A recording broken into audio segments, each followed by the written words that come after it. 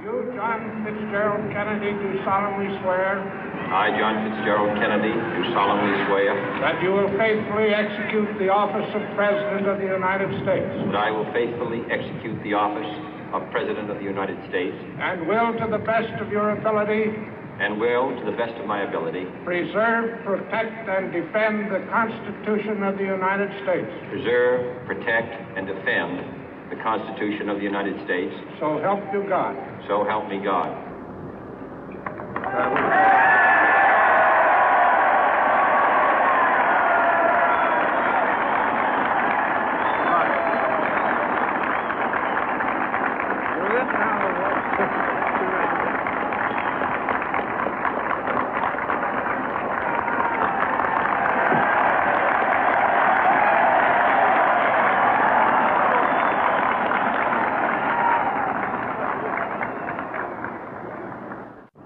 Vice President Johnson, Mr. Speaker, Mr. Chief Justice, President Eisenhower, Vice President Nixon, President Truman, Reverend clergy, fellow citizens.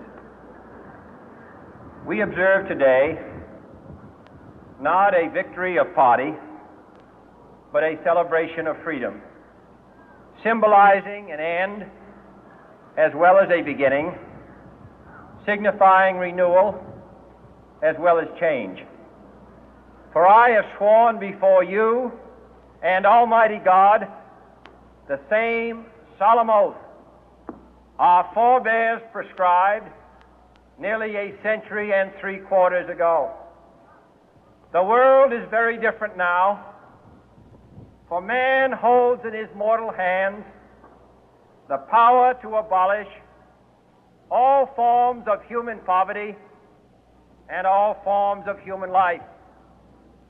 And yet the same revolutionary beliefs for which our forebears fought are still at issue around the globe. The belief that the rights of man come not from the generosity of the state, but from the hand of God. We dare not forget today that we are the heirs of that first revolution.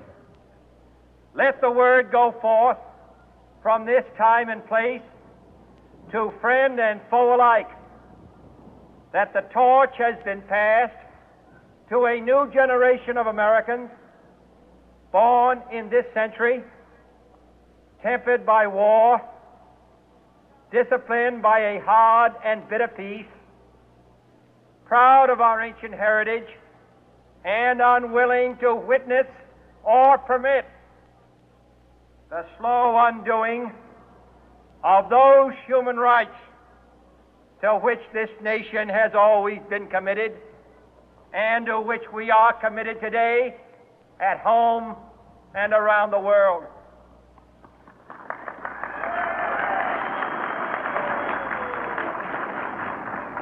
Let every nation know, whether it wishes us well or ill, that we shall pay any price, bear any burden, meet any hardship, support any friend, oppose any foe to assure the survival and the success of liberty.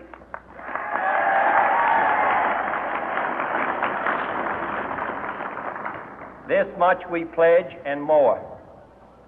To those old allies whose cultural and spiritual origins we share, we pledge the loyalty of faithful friends.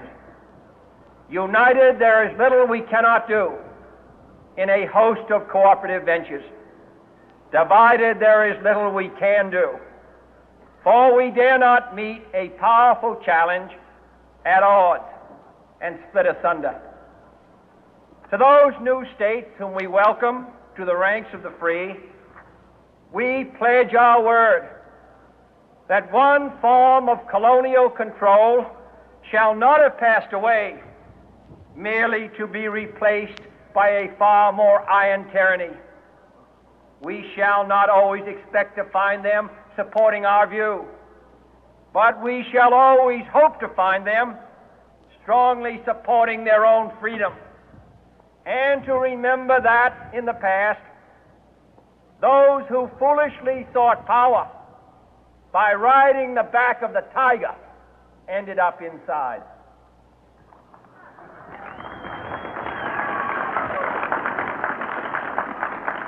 To those people in the huts and villages of half the globe struggling to break the bonds of mass misery, we pledge our best efforts to help them help themselves for whatever period is required, not because the communists may be doing it, not because we seek their votes, but because it is right.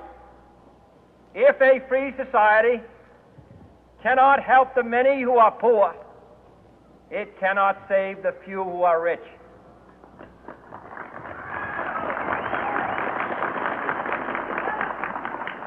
To our sister republics south of our border, we offer a special pledge to convert our good words into good deeds, in a new alliance for progress, to assist free men and free governments in casting off the chains of poverty.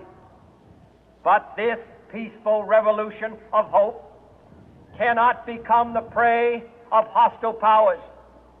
Let all our neighbors know that we shall join with them to oppose aggression or subversion anywhere in the Americas. And let every other power know that this hemisphere intends to remain the master of its own house.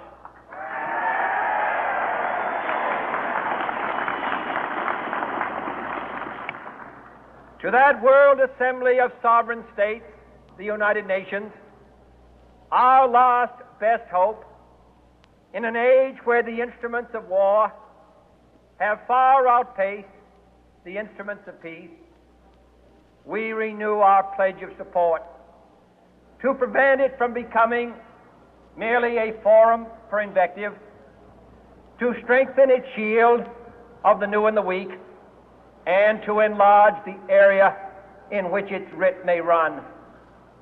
Finally, to those nations who would make themselves our adversary, we offer not a pledge, but a request that both sides begin anew the quest for peace. Before the dark powers of destruction, unleashed by science, engulf all humanity in planned or accidental self-destruction, we dare not tempt them with weakness, for only when our arms are sufficient beyond doubt can we be certain beyond doubt that they will never be employed. But neither can two great and powerful groups of nations take comfort from our present course, both sides overburdened by the cost of modern weapons, both rightly alarmed by the steady spread of the deadly atom, yet both racing to alter that uncertain balance of terror that stays the hand of mankind's final war. So let us begin anew, remembering on both sides that civility is not a sign of weakness, and sincerity is always subject to proof. Let us never negotiate out of fear, but let us never fear to negotiate.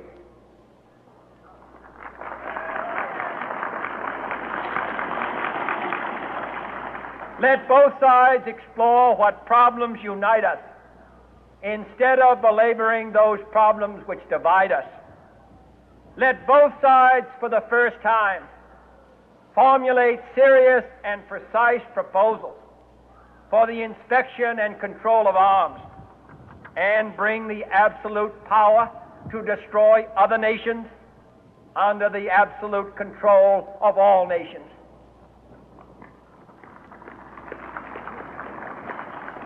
Let both sides seek to invoke the wonders of science instead of its terrors.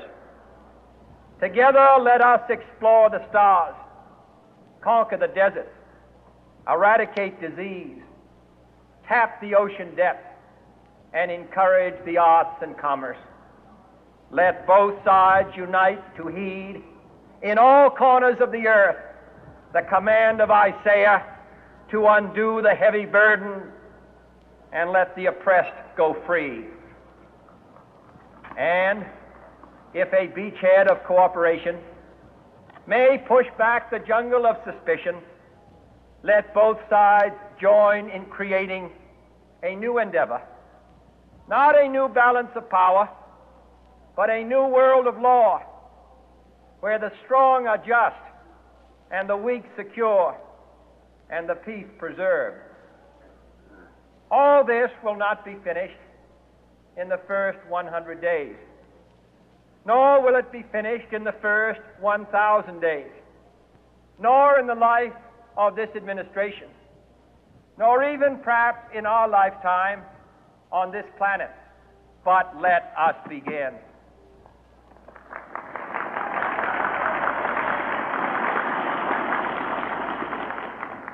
In your hands, my fellow citizens, more than mine, will rest the final success or failure of our course.